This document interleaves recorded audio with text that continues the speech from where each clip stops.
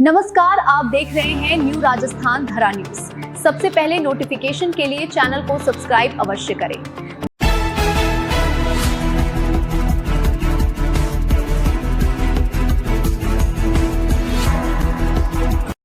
नमस्कार, मैं लिशा मालवीन और आप देख रहे हैं न्यू राजस्थान धरा न्यूज़।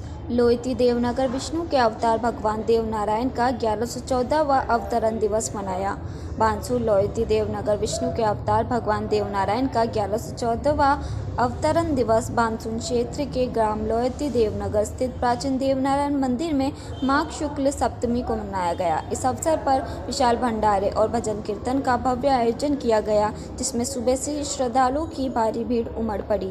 भक्तों ने अपने घरों में बने पारंपरिक पकवानों का भोग लगाकर भगवान के चरणों में मत्था टेका और सुख समृद्धि की कामना की।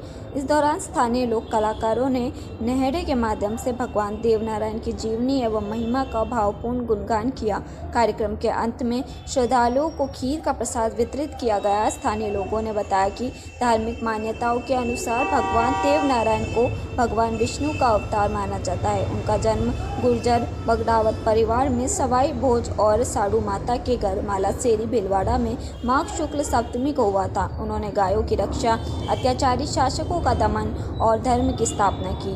इनकी फर राजस्थान में सबसे लंबी और लोकप्रिय है, जिसे जंतर वाद्य यंत्र के साथ गाया गया। भगवान देवनारायण गुर्जर समाज के आराध्य देव माने जाते हैं, लेकिन उनकी भक्ति सभी समाजों में समान रूप से की जाती है। अवतरण दिवस पर आयोजित इस धार्मिक आयोजन में क्षेत्र के आस्था, भाईचारे और सांस्कृतिक परंपराओं को नई ऊर्जा मिली। इस मौके पर मुख्य स्नात महाराज प्रभु दयाल मुकदम, पूर्व प्रधान रतिराम गुर्जर, पूर्व अध्यक्ष माडाराम गुर्जर, हंसराज योगी, पूर्व पूर्ण भगत, पूर्व सरपंच सूबेदार रामेश्वर दयाल, सिंगाराम, धनवीर भोपा, हवा सिंह, नेतराम, सुखराम, हंसराज फौजी, बाबूलाल ड्राइवर, सत्यवीर भोपा, राजेश मास्टर, ग्यारसी लाल और महेश चनेजा सहित बड़ी संख्या में ग्रामीण जन एवं श्रद्धालु उपस्थित रहे।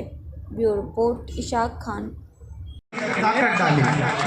मैं तो आज उनका नाम लेके आपके बीच में आता हूँ।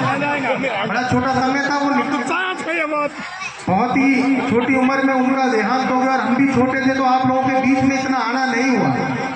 और लोग कहते थे कि यार बेटा तेरे पापा ने धन नहीं कमाया, लेकिन मैं कहता हूँ ऐसा धन मेरे पिताजी छोड़ के गए हैं जिसको शायद 70 पीढ़ी भी आराम से बैठ के खा सकती है। और उसका उदाहरण ही है, आजादी के बाद से कम 5 से 7 एमएलए या मंत्री बने होंगे, बड़े बड़े दिग्गज नेता। इस बानसूर का एक हो रहा है कि जो भी यहाँ पे एमएलए बना है, मंत्री शायद जरूर ही बना है।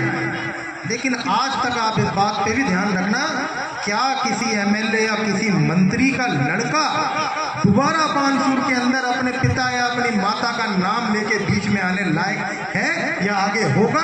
ये आप अपने मन में सोचना। केवल अंकुर दायमा एक ऐसा लड़का है किसी मंत्री एमएलए का कि जो आज भी आप लोगों के बीच में आता है। और उन सब ने तो बहुत धन कमाया, गाड़ियां बनाई, घोड़े बनाए, माइन से बनाई, लेकिन मेरे पिता ने आप लोगों के दिल में जगह बनाई। उस जगह को कोई भी हाथ से हटा नहीं सकता। इस बात का मैं बानसूर की जनता को बहुत बहुत धन्यवाद देता हूँ। मैं इस बात का आप लोगों को आभार व्यक्त करता हूँ। बाबा भी आए थे मिलने मेरे से, बड़े ही आंखों में उनके आंसू थे, देखो मेरा मित्र का बच्चा आ गया।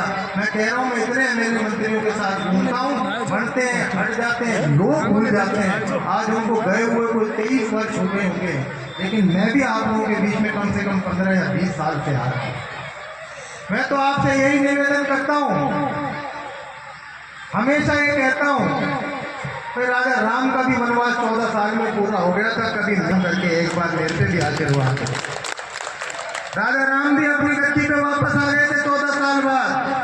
आप लोगों ने महिला के नाम पे, अपनी जाति के नाम पे भी वोट दिया, लोकल के नाम पे भी वोट दिया और एमएलए बनाए। धन के नाम पे, टिकटों के नाम पे आपने सबको मौका दिया। एक बार एक नौजवान लड़कों को हम में से, मैं तो कहता हूँ किसी को भी बनाओ, लेकिन एक बार इन नौजवान युवा लड़कों को भी आगे बढ़ाने का मौका दो, प्रोत्साहित। तो हमारा काम तो देखो एक बार। अरे मेरे में दम होगा, जोर होगा तो आगे बढ़ जाएंगे, नहीं होगा तो हट जाएंगे। लेकिन एक बार मैं आपसे जरूर निवेदन करूंगा, देखो मेरे को भी 15-20 साल हो गए, मैं देव महाराज से प्रार्थना करूंगा कि जिस प्रकार मेरे पिता ने आप लोगों की सेवा करी, अगर आप बाबा मेरे को कभी मौका देंगे तो मैं उनकी कोशिश करूंगा। आपने माला साफा जो मुझको बनाया, इसके मैं कहीं लायक नहीं हूँ। कि माला साफा आज भी देव चरणों में बैठे मेरे पिता की पुण्य आत्मा को ही जाता है। इसके लिए समस्त में ग्रामवासियों का